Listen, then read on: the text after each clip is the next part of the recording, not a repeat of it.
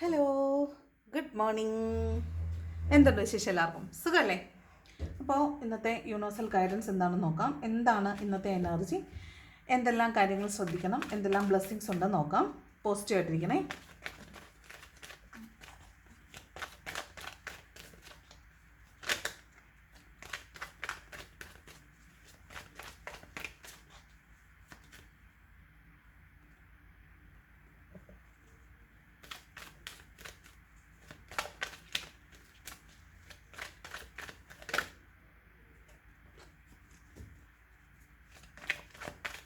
Okay, നോക്കാം എന്താണ് ഇന്നത്തെ യൂണിവേഴ്സൽ ഗൈഡൻസ്. ഫസ്റ്റ് കാർഡ് വന്നിട്ട് ഏസ് ഓഫ് കപ്സ് ആണ് കേട്ടോ. ഏസ് ഓഫ് കപ്സ് എന്ന് പറയുന്നത് ഒരു പുതിയ തുടക്കം, അത് ഒരു ഇമോഷണൽ ആയിട്ടുള്ള പുതിയ തുടക്കമാണ്. ഈ കപ്പ് എന്ന് പറയുന്നത് ഇമോഷനെ കുറിച്ചാണ് പറയുന്നത്. അപ്പോൾ ഏസ് എന്ന് പറയുന്ന ഒന്നാമത്തെ കാർഡാണ്. അപ്പോൾ ഏസ് ഓഫ് കപ്സ് ഒരു പുതിയ തുടക്കമാണ്. ഒരു ഇമോഷണൽ കണക്ഷൻ നിങ്ങൾക്ക് ആരോടോ തോന്നുന്നു എന്നുള്ളതാണ്. ഇത് മേ ബി ഓൾറെഡി നിങ്ങൾക്ക് നിങ്ങളുടെ ലൈഫിലുള്ള ആളുകളോട് തോന്നുന്ന പ്രത്യേകമായ ഒരു സ്നേഹമായിരിക്കാം, ആരോടെങ്കിലും പ്രത്യേകമായി തോന്നുന്ന ഒരു സ്പിരിച്വൽ കണക്ഷൻ ആയിരിക്കാം. അങ്ങനെ ഒരു പുതിയ ലവ് നിങ്ങളിലേക്ക് വരാൻ സാധ്യതയുണ്ട്. അതായത് ഒരു നോർമലായിട്ടുള്ളൊരു റിലേഷൻഷിപ്പിൽ അവിടെ ഒരു പ്രണയത്തിൻ്റെ ഭാവം വരുന്നുണ്ടാവാൻ സാധ്യതയുണ്ട്. അതാണ് ഏസ് ഓഫ് കപ്സ് എന്ന് പറയുന്നത്. ഇനി അതല്ലെങ്കിൽ ഇതൊരു റീയൂണിയൻ്റെ കാർഡാണ്. മേ ബി നിങ്ങളിൽ നിന്ന് മാറിപ്പോയിട്ടുള്ള ഒരാൾക്ക് അവരോട് നിങ്ങൾക്കായിരിക്കാം, അല്ലെങ്കിൽ അവർക്ക് നിങ്ങളോടായിരിക്കാം ഒരു പുതിയ, അതായത് സ്നേഹത്തിൻ്റെ തലം മാറുന്നതാണ്. സ്നേഹത്തിൻ്റെ ഒരു, അതായത് അകന്നു പോകുമ്പോൾ അകലാൻ പറ്റാത്ത ഒരു ഫീലിംഗ് ഉണ്ട് എന്ന് മനസ്സിലാക്കുന്നതും അവിടെ ഒരു സ്പിരിച്വൽ കണക്ഷനും കൂടി ഉള്ളത് കൊണ്ടാണ് ഈ ഏസ് ഓഫ് കപ്സ് കാർഡ് വരുന്നത്. അവിടെ ഇമോഷണൽ മാത്രമല്ല, സ്പിരിച്വലായിട്ട് നിങ്ങൾ തമ്മിൽ കണക്റ്റഡ് ആയിരിക്കും. അതുകൊണ്ടാണ് ഏസ് ഓഫ് കപ്സ് വരുന്നത്. അപ്പോൾ ഒരു പുതിയ പ്രണയം നിങ്ങളിലേക്ക് വരാൻ സാധ്യതയുണ്ട്. ഒരു പുതിയ പ്രണയമായിരിക്കാം, അല്ലെങ്കിൽ വിട്ട് പിണങ്ങി മാറി നിൽക്കുന്ന ആളുകൾ തിരിച്ചു വരുന്നതായിരിക്കാൻ സാധ്യതയുണ്ട്. ഇതൊരു റീയൂണിയൻ്റെ കാർഡാണ് ഏസ് ഓഫ് കപ്സ് കേട്ടോ. പിന്നെ ഇതൊരു ജോബ് ഓഫറോ അല്ലെങ്കിൽ നിങ്ങൾക്കൊരു സർപ്രൈസോ ഗിഫ്റ്റോ ഒക്കെ കിട്ടാൻ സാധ്യത ഉണ്ടെന്നും കൂടിയാണ് ഏസ് ഓഫ് കപ്സ് പറയുന്നത് കേട്ടോ. ഓക്കെ, പിന്നെ ഇപ്പോൾ പ്രഗ്നൻസി ഒക്കെ നോക്കുന്ന ആളുകളാണ് എങ്കിൽ നിങ്ങൾക്കൊരു ചിലപ്പോൾ പ്രഗ്നൻ്റ് ആണ് എന്നറിയുന്നതായിരിക്കാം. അല്ലെങ്കിൽ നിങ്ങൾ IVF പോലുള്ള എന്തെങ്കിലും ട്രീറ്റ്മെൻറ്റ് ചെയ്യുന്നവരാണെങ്കിൽ നിങ്ങൾക്കത് പോസിറ്റീവായിട്ട് റിസൾട്ട് കിട്ടുന്നതായിരിക്കാം. അതല്ലെങ്കിൽ ഒരു കുഞ്ഞുവാവ ഉണ്ടായി, നിങ്ങളുടെ ഫാമിലിയിൽ ആർക്കെങ്കിലും കുഞ്ഞുവാവ ഉണ്ടായെന്ന് നിങ്ങൾ അറിയുന്നതായിരിക്കും. ഒരു ന്യൂ ബേബിയുടെ കോൺസെപ്റ്റും കൂടിയാണ് ഈ ഏസ് ഓഫ് കപ്സ് എന്ന് പറയുന്നത്. മാത്രമല്ല സെക്ഷുവാലിറ്റിയുടെയും ഫെർട്ടിലിറ്റിയുടെയും കാർഡും കൂടിയാണ് ഏസ് ഓഫ് കപ്സ് എന്ന് പറയുന്നത് കേട്ടോ. അപ്പോൾ അങ്ങനെയുള്ളൊരു ന്യൂ അവേക്കനിങ് നിങ്ങളിൽ ഉണ്ടാവുന്നുണ്ട്. ചിലപ്പോൾ നിങ്ങൾ സ്പിരിച്വലി കുറച്ചും കൂടെ ഒരു ഹൈ എനർജിയിലേക്ക് പോകുന്നതായിരിക്കാം. ഇതൊരു സ്പിരിച്വാലിറ്റിയും കൂടെ കാർഡാണ്. അപ്പോൾ മേ ബി നിങ്ങൾക്കൊരു സ്പിരിച്വൽ അവേക്കനിങ്ങും കൂടെ ഒരുപക്ഷെ ഉണ്ടാവുന്നുണ്ടായിരിക്കും. ചിലപ്പോൾ ഗട്ട് ഫീലിങ്സ് കൂടുന്നതായിരിക്കാം. നിങ്ങൾക്ക് ഒരു പെയിൻ ഉണ്ടാവുന്നു, അപ്പോൾ നിങ്ങൾക്ക് തന്നെ മനസ്സിലാവുന്നത് എൻ്റെ പെയിൻ അല്ല, അപ്പോൾ മറ്റാരുടെയോ പെയിൻ ആയിരിക്കും. അപ്പോൾ പിന്നീട് നിങ്ങൾക്ക് മനസ്സിലാവും നിങ്ങളുടെ കൂടെയുള്ള ആർക്കെങ്കിലും നിങ്ങൾ ഈ പെയിൻ അനുഭവിച്ച അതേ സമയത്ത് അവർക്കും പെയിൻ ഉണ്ടായിരുന്നു. അപ്പോൾ അത്തരത്തിൽ ഗട്ട് ഫീലിങ്സ് നമുക്ക് കുറച്ച് കൂടുതൽ എക്സ്പീരിയൻസ് ചെയ്യാൻ പറ്റുന്നതായിരിക്കാം. അല്ലെങ്കിൽ ഇൻഡ്യൂഷൻ ഭയങ്കരമായിട്ട് വർക്ക് ചെയ്യുന്നതായിരിക്കും. ഇപ്പോൾ ഫോർ എക്സാമ്പിൾ നമ്മൾ ആരെങ്കിലും മനസ്സിൽ വിചാരിക്കുന്ന സമയത്ത് അവരുടെ കോള് വരിക, അല്ലെങ്കിൽ പെട്ടെന്ന് നമ്മളവരെ കാണുക, അങ്ങനെയൊക്കെ ഇൻഡ്യൂഷൻസ് പെട്ടെന്ന് വർക്ക് ചെയ്യാനൊക്കെ സാധ്യതയുണ്ട്. അപ്പോൾ അത്തരത്തിലുള്ളൊരു സ്പിരിച്വൽ വേയിലേക്ക് നിങ്ങൾ ട്രാൻസ്ഫർമേഷൻ സംഭവിച്ച് മാറിപ്പോകുന്ന ഒരു എനർജിയാണ് ഏസ് ഓഫ് കപ്സ് എന്ന് പറയുന്നത് കേട്ടോ. സെക്കൻഡ് കിങ് ഓഫ് വാൺസ് ആണ്. ഇത് നിങ്ങൾ നോർമലി ചെയ്യുന്ന കാര്യങ്ങളിൽ നിന്ന് മാറി എന്തെങ്കിലും കാര്യങ്ങൾ ചെയ്യുന്നുണ്ടാവും. അല്ലെങ്കിൽ നിങ്ങൾ എന്താണോ ചിന്തിക്കുന്നത് ആ ചിന്തയിൽ നിന്ന് മാറി ചിന്തിക്കുക. നിങ്ങൾ നോർമലി ഏതെങ്കിലും ആളുകളുമായിട്ട് കുറച്ച് ഇമോഷണലി കണക്റ്റഡ് ആണെങ്കിൽ അവരിൽ നിന്ന് മാറി ചിന്തിക്കുക. ഇപ്പോൾ ചെയ്തുകൊണ്ടിരിക്കുന്ന ജോലിയിൽ നിന്ന് മാറി പുതിയൊരു ജോലി അന്വേഷിക്കുക. അത്തരത്തിലൊക്കെ ഉള്ളൊരു എനർജിയാണ് കിങ് ഓഫ് വാൺസ് എന്ന് പറയുന്നത്. ചിലപ്പോൾ നിങ്ങൾക്കൊരു സംരംഭം നിങ്ങൾ നടത്തിക്കൊണ്ട് പോകുന്നുണ്ടെങ്കിൽ നിങ്ങളതിൻ്റെ പുതിയ ബ്രാഞ്ചസ് തുടങ്ങുന്നതിനെക്കുറിച്ചോ അല്ലെങ്കിൽ അത് എങ്ങനെയെങ്കിലും എക്സ്പാൻഡ് ചെയ്യണം എന്നൊക്കെ ആലോചിക്കുന്നതിനെക്കുറിച്ചായിരിക്കാം ഇത്. അല്ലെങ്കിൽ നിങ്ങൾ ഫ്യൂച്ചറിൽ എന്തെങ്കിലും പുതിയതായിട്ട് എന്തെങ്കിലും ചെയ്യാൻ പറ്റുമോ എന്നൊക്കെ നിങ്ങൾ വൈഡായിട്ട് ആലോചിക്കുന്നതായിരിക്കും. ഒരു വിഷണറിയാണ്, വൈഡായിട്ട് ആലോചിക്കുന്നതായിരിക്കാം.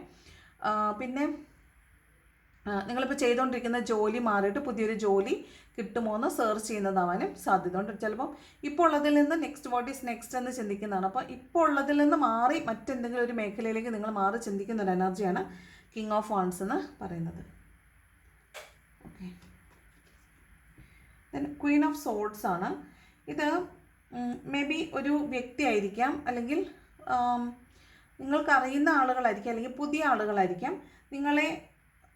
അതായത് അവർ നിങ്ങളെ മനസ്സിലാക്കിക്കൊണ്ടിരിക്കുകയാണ്. അപ്പോൾ നിങ്ങൾ പറഞ്ഞിട്ടുള്ള വാക്കുകളിലൂടെ ആയിരിക്കാം, അല്ലെങ്കിൽ നിങ്ങളുടെ പെരുമാറ്റത്തിലൂടെ ആയിരിക്കാം, നിങ്ങൾ എന്താണെന്ന് കൂടുതലായിട്ട് അന്വേഷിക്കുന്നതായിരിക്കാം, ആലോചിക്കുന്നതായിരിക്കാം.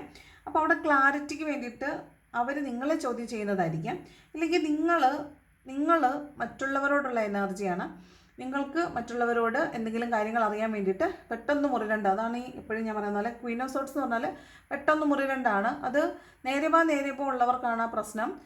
നമ്മൾ കട്ട് ആൻഡ് സ്ട്രൈറ്റ് ആയിട്ട് കാര്യങ്ങൾ ആലോചിക്കുക, അന്വേഷിക്കുക, അതിൻ്റെ ക്ലാരിറ്റി മനസ്സിലാക്കുക. പക്ഷെ അവിടെ പ്രശ്നം എന്താണെന്ന് വെച്ചാൽ നമ്മളത് കഴിഞ്ഞ് അതിൽ നിന്ന് നമ്മൾ മനസ്സിലാക്കി കഴിയുമ്പോൾ നമ്മുടെ പ്രശ്നം കഴിയും. പക്ഷെ നമ്മൾ അപ്പുറത്തൊരു ശത്രുവിനെ സൃഷ്ടിക്കുകയാണെന്ന് നമ്മൾ അറിയത്തില്ല. അതാണ് ഈ ക്വീൻ ഓഫ് സോർട്സിൻ്റെ കുഴപ്പം. ഇവർ ക്ലാരിറ്റിക്ക് വേണ്ടിയിട്ടായിരിക്കും ശബ്ദം ഉയർത്തി സംസാരിക്കുന്നുണ്ടായിരിക്കും, റൂഡായിട്ട് സംസാരിക്കുന്നുണ്ടായിരിക്കും, അല്ലെങ്കിൽ ചോദ്യം ചെയ്യുന്നുണ്ടായിരിക്കും. അത് ചോദ്യം ചെയ്തു കാര്യം കഴിഞ്ഞു, ഇവർക്ക് ഓക്കെ ആയിരിക്കും. പക്ഷേ ഓപ്പോസിറ്റ് നിൽക്കുന്ന ആൾക്ക് അത് ഹേർട്ട് ആവുമോ എന്ന് ഇവർ ചിന്തിക്കുന്നതേ ഇല്ല. ഈ ഹേർട്ട് ആവുന്ന ആൾ പിന്നീട് ഒരു ശത്രു ആവുകയാണ് ചെയ്യുന്നത് കേട്ടോ. ഓക്കെ, ഇത് ശരിക്കും പറഞ്ഞാൽ ഈഗോ ഹേർട്ടിംഗ് ആണ്. അത് നമ്മൾ ചോദിക്കുന്നത് മറ്റേ ഓപ്പോസിറ്റ് നിൽക്കുന്ന ആളുടെ ഈഗോ ഹേർട്ട് ആവുന്ന പ്രശ്നമാണ് ഇവിടെ കോൺഫ്ലിക്റ്റ് ഉണ്ടാക്കാൻ പോകുന്നത്. ഇതൊരു ചെറിയൊരു കോൺഫ്ലിക്റ്റ് ആണ്. ഒരു ആശയ വിനിമയത്തിലെ ക്ലാരിറ്റിക്ക് വേണ്ടിയിട്ട് അങ്ങോട്ടും ഇങ്ങോട്ടും നീ എന്താ പറഞ്ഞതെന്ന് ചോദിക്കുന്നതായിരിക്കാം. ചിലപ്പം നിസ്സാര പ്രശ്നങ്ങളായിരിക്കാം, പക്ഷെ അത് പറഞ്ഞു വരുമ്പോൾ കുറച്ചൊരു കോംപ്ലിക്കേറ്റഡ് ആയി മാറാൻ സാധ്യതയുണ്ട്. 9 ഓഫ് പെൻറ്റക്കിൾസ് ഇത് ഫ്രൂട്ട് ഓഫ് ദ ലേബർ ആണ്. അതായത് നിങ്ങൾ വളരെ കഷ്ടപ്പെട്ട് നിങ്ങളുടെ പാസ്റ്റിൽ ചെയ്തിരിക്കുന്ന ജോലിക്ക് നിങ്ങൾക്കിന്ന് കൂലി കിട്ടുന്നു എന്നുള്ളതാണ്. ഫ്രൂട്ട് ഓഫ് ദ ലേബർ ആണ്. നിങ്ങളിന്ന് അബണ്ടൻ്റ് ആയിരിക്കും, ഫിനാൻഷ്യലി അബണ്ടൻ്റ് ആയിരിക്കും. അത് നിങ്ങൾ തന്നെ കഷ്ടപ്പെട്ട് ചെയ്ത ഒരു ജോലിയുടെ ഫലം നിങ്ങൾക്ക് അനുഭവിക്കാൻ കിട്ടുമെന്നുള്ളതാണ് 9 ഓഫ് പെൻറ്റക്കിൾ എന്ന് പറയുന്നത്. ഇത് പക്ഷേ വെയിറ്റിംഗ് എനർജിയാണ്. നിങ്ങൾ പൈസ വെയിറ്റ് ചെയ്തിരിക്കുമായിരുന്നു. അത് മുൻപെപ്പോഴും നിങ്ങൾ ചെയ്തതിൻ്റെ ആയിരിക്കും, അതിൻ്റെ ഫലം ഇപ്പോഴാണ് കിട്ടുന്നത്. അപ്പോൾ അത് വെയിറ്റ് ചെയ്തിരുന്ന ഒരു എനർജി, ഒരു ഫിനാൻഷ്യൽ അബണ്ടൻസ്, ഫിനാൻഷ്യൽ ഓപ്പർച്യൂണിറ്റി നിങ്ങളിലേക്ക് ഇന്ന് വന്ന് ചേരും. ഒരു അബണ്ടൻസിൻ്റെ കാർഡാണ് 9 ഓഫ് പെൻറ്റക്കിൾസ് എന്ന് പറയുന്നത് കേട്ടോ. ഓക്കെ, ഇന്ന് നിങ്ങൾക്ക് ഇഷ്ടമുള്ള സാധനങ്ങളില്ലേ, നിങ്ങൾക്ക് കഴിക്കാൻ ഇഷ്ടമുള്ള സാധനങ്ങൾ, അതൊക്കെ നിങ്ങൾക്ക് വാങ്ങിച്ച് കഴിക്കാൻ പറ്റും.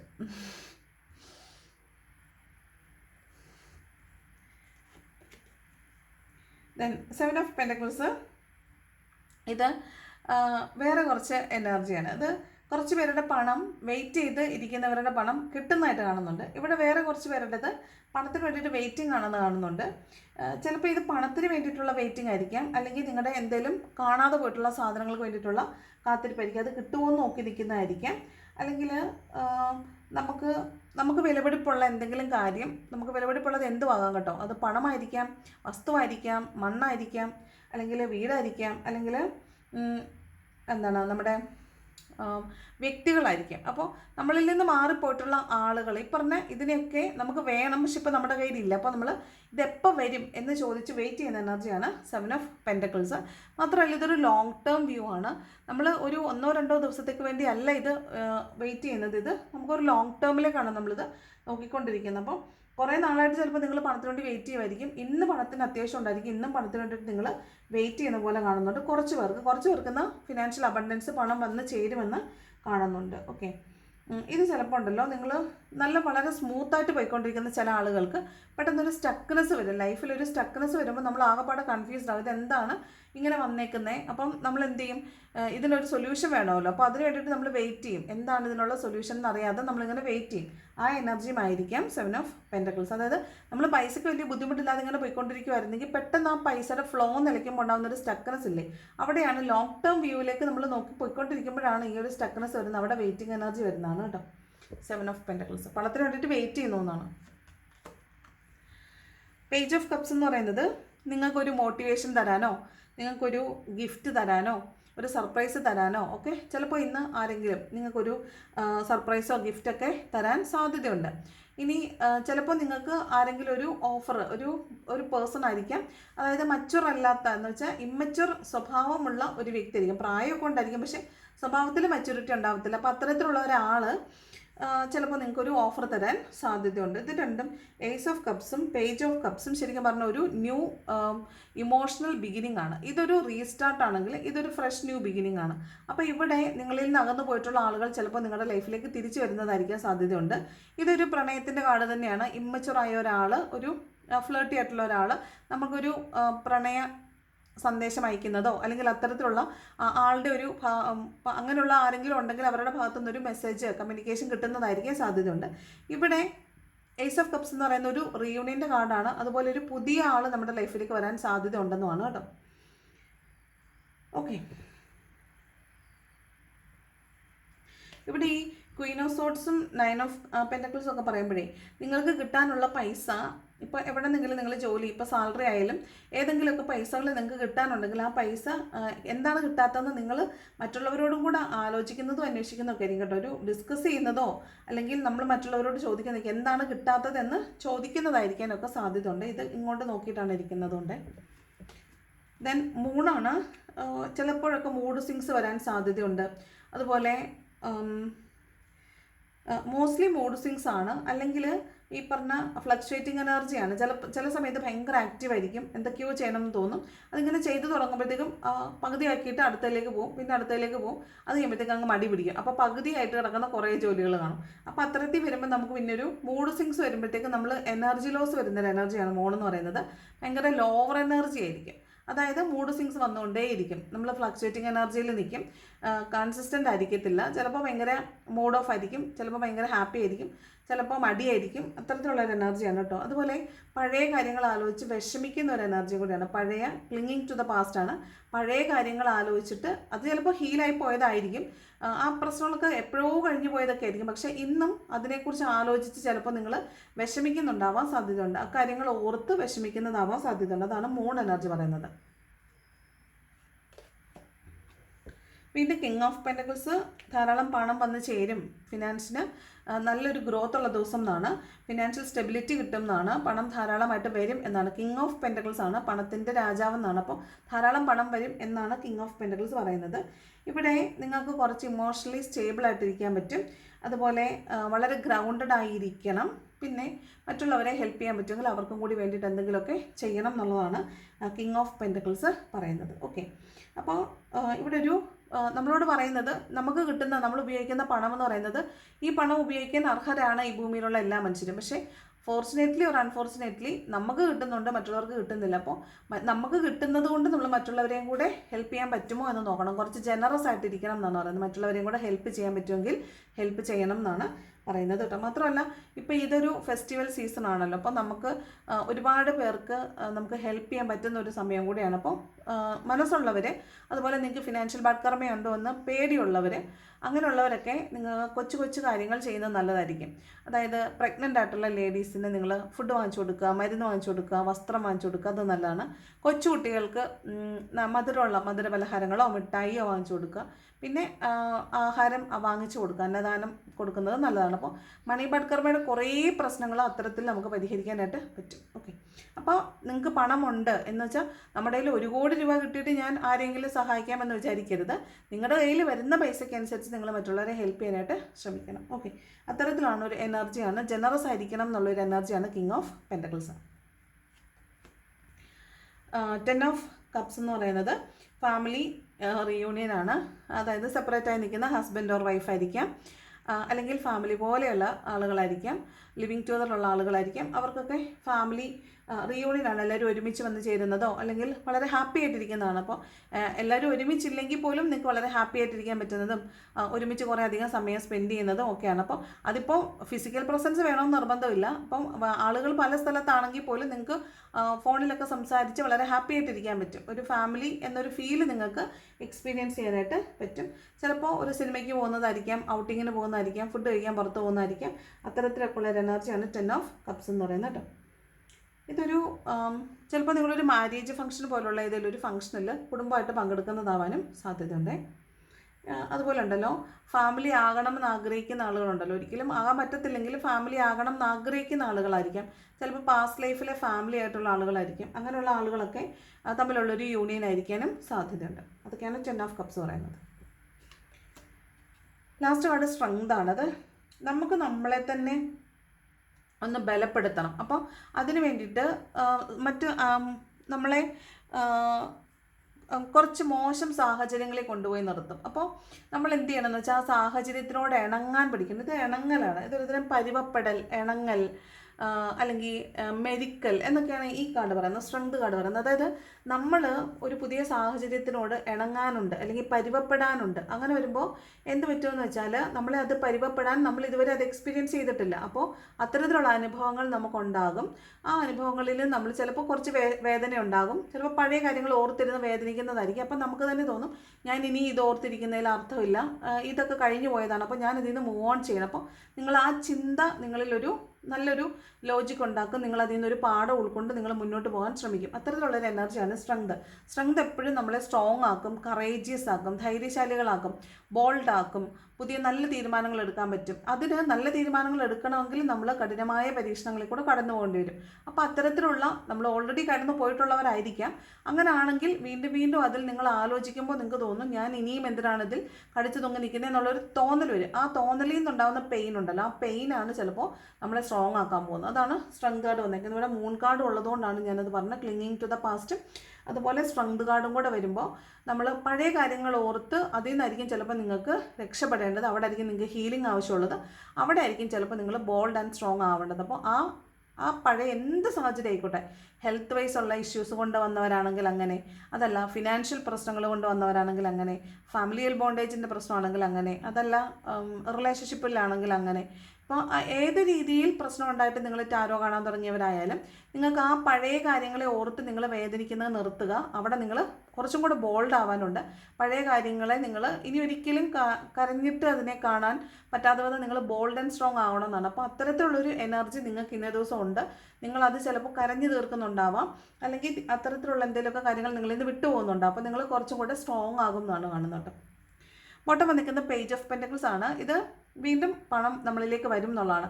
ഇതൊരു നമ്മൾ ഒരുപാട് നാളത്തെ ഹാർഡ്ഷിപ്പ്, കുറേ നാളത്തെ ഹാർഡ് വർക്ക്, അതിനുശേഷം നമുക്കതിൻ്റെ ആദ്യത്തെ ഫ്രൂട്ട് കിട്ടുമ്പോഴുള്ളൊരു സന്തോഷമുണ്ടല്ലോ, അതാണ് ഈ പേജ് ഓഫ് പെൻറ്റക്കിൾസ് എന്ന് പറയുന്നത്. ചിലപ്പോൾ നിങ്ങളുടെ വീട്ടിൽ പെറ്റ്സിനൊക്കെ കുഞ്ഞുങ്ങളുണ്ടാവുന്നതായിരിക്കാം, അല്ലെങ്കിൽ നിങ്ങളുടെ വീട്ടിലെ നിങ്ങൾ നട്ട് വളർത്തിയിട്ടുള്ള ചെടികളിൽ പൂവോ കായോ ഒക്കെ ഉണ്ടാവുന്ന കാണുന്നതായിരിക്കും. ചിലപ്പോൾ ആ ഫ്രൂട്ട് നിങ്ങൾ കഴിക്കുന്നതായിരിക്കും, അല്ലെങ്കിൽ നിങ്ങൾ ചെയ്ത ജോലിയുടെ ശമ്പളം കിട്ടുന്നതായിരിക്കും. അപ്പോൾ എന്തോ നിങ്ങളുടെ ഒരു ഹാർഡ് വർക്കിൻ്റെ ഫലം നിങ്ങൾക്കിന്ന് നിങ്ങളെ തേടി എത്തും എന്നുള്ളതാണ് കേട്ടോ. അപ്പോൾ നിങ്ങൾക്ക് ഹാപ്പി ആയിട്ടിരിക്കാൻ പറ്റും. നമ്മൾ പരിശ്രമിച്ചതിൻ്റെ ഫലമായിട്ടുണ്ടാകുന്ന ഒരു കാര്യം നമ്മുടെ കയ്യിൽ കിട്ടുമ്പോൾ ഉണ്ടാകുന്ന ഒരു സന്തോഷം അത് വളരെ വലുതാണ്. അത് നമുക്ക് പറഞ്ഞൊന്നും ആർക്കും ഫലിപ്പിക്കാൻ പറ്റത്തില്ല. അപ്പോൾ അത്രയും നല്ലൊരു എനർജി നിങ്ങൾക്ക് ഇന്ന് എക്സ്പീരിയൻസ് ചെയ്യാൻ പറ്റും എന്നാണ് കേട്ടോ.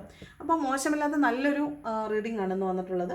നിങ്ങൾ ദയവ് ചെയ്ത് പഴയ കാര്യങ്ങളിൽ ഇങ്ങനെ ഹോൾഡ് ചെയ്ത് നിൽക്കരുത്. അപ്പം മൂഡ് സ്വിങ്സ് വരുന്നത് മേ ബി ഈ ചിലപ്പോൾ ന്യൂ മൂണോ ഫുൾ മൂണോ വരുമ്പോൾ മൂഡ് സ്വിങ്സ് വരും. ആ സമയത്ത് ചിലപ്പോൾ നമ്മൾ അറിയാതെ നമ്മൾ പഴയ പാസ്റ്റിലത്തെ കാര്യങ്ങളിലേക്ക് പോവാറുണ്ട്. ഇനി അതല്ലാതെ ഹോർമോണൽ ഇഷ്യൂസ് ഉള്ളവരാണെങ്കിൽ അങ്ങനെയുള്ളവർക്കും ഈ പറഞ്ഞ മൂഡ് സ്വിങ്സ് വരുന്ന സമയത്ത് നമ്മുടെ മനസ്സ് ഏത് എനർജി നിൽക്കുന്നോ ആ എനർജിയിലുള്ള കാര്യങ്ങളെ നമ്മുടെ മനസ്സ് തേടിക്കൊണ്ട് വരും. ഇപ്പം നമ്മൾ വളരെ ലോവർ എനർജിയിലാണെങ്കിൽ നമ്മൾ വിഷമിച്ചിരുന്ന ആ കാലത്തെക്കുറിച്ചായിരിക്കും നമ്മൾ ചിന്തിക്കുന്നത്.